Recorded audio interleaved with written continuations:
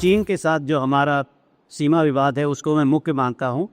और ये जो असुलझा सीमा विवाद चीन के साथ है उसे मैं सबसे बड़ी चुनौती मानता हूँ। सुना आपने, चीन के साथ अनसुलझा सीमा विवाद एक चुनौती है, ये कहना है सीडीएस अनिल चौहान का।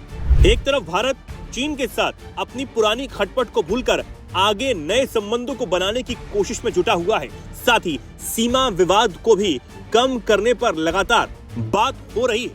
लेकिन इस बीच सीडीएस अनिल चौहान का भारत के लिए 4 बड़े खतरों में चीन से सीमा विवाद को बड़ा बताना एक बड़ी बात है।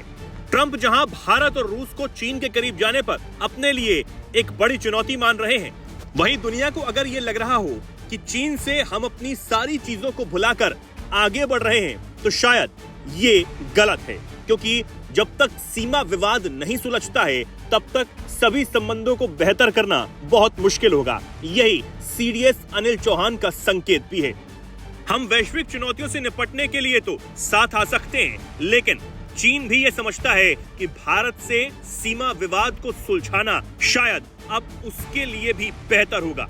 चीन से दोस्ती तो ठीक है, लेकिन ये भी भारत को पता है कि चीन की चालबाजियां क्या है। तो जिसको भी ये लग रहा था कि भारत चीन के साथ अपनी सभी चीजों को भुला चुका है, उनको सीडीएस अनिल चौहान का ये बयान जरूर सुनना चाहिए। राष्ट्र के संदर्भ की चुनौतियां जो हैं वो क्षणिक नहीं होती हैं, वह निरंतर बदलते स्वरूप में आती है।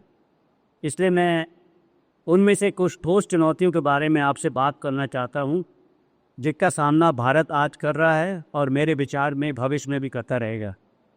और इसमें सबसे पहली चुनौती जो है वो सीमा विवाद के बारे में है, जिसके कारण जो है भारत में जब से हम आज़ादी के लिए है तब से लेकर के काफ़ी सारी जो हैं लड़ाइयाँ 47 की, 62 की, 65 की, ये लड़ाइयाँ जो हैं इसी का परिणाम। और इसमें भी मैं ये चीन के साथ जो हमारा सीमा विवाद है उसको मैं मुख्य मानता हूँ। और ये जो असुलझा सीमा विवाद चीन के साथ है उसे मैं सबसे बड़ी चुनौती मानता हूँ। इसी के साथ सीडीएस अनिल चौहान ने बालाकोट के बाद भारत की बदली वॉर स्ट्रेटेजी के बारे में भी बताया। उन्होंने कहा कि बालाकोट एयर स्ट्राइक के बाद भारत और पाकिस्तान दोनों ने ही सबक सीखा है और ऑपरेशन सिंदूर के दौरान दिए गए पाकिस्तान को जवाब और आतंकी शिविरों को नष्ट करने पर भी सीडीएस चौहान ने कहा कि इन हमलों के लिए राजनीतिक समर्थन और विवेक जरूरी था। ऑपरेशन सिंदूर के दौरान हमारी राजनीतिक नेत्री ने सेना को स्पष्ट शब्दों में राजनीतिक दिशा प्रदान की थी।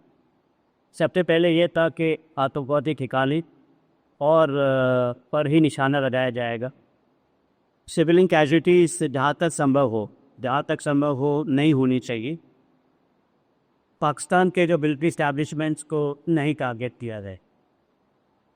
अगर इन सर्जिकल स्ट्राइक्स के दौरान हमारी सेना पे पाकिस्तान की सेना का आक्रमण होता है तो जवाबी कार्रवाई करने के लिए पूरी तरह जो छूट दी गई थी।